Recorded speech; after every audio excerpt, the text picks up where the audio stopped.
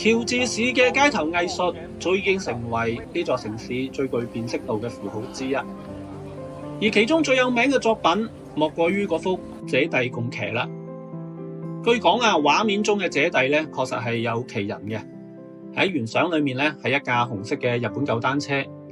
姐弟兩個咧爬上車上去玩，結果咧就俾作者影低咗落嚟，再以壁畫嘅形式呈現喺牆面之上。仔細睇下就會發現啦，家姐咧其實根本係踩唔到個腳踏嘅，但細佬咧就眯住眼，擘大個嘴，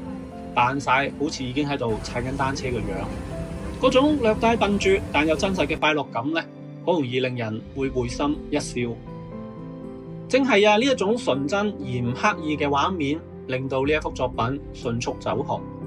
佢曾經被英國嘅衛報評為全球15大最佳街頭壁畫之一，亦由此帶動咗喬治市嘅打卡風潮。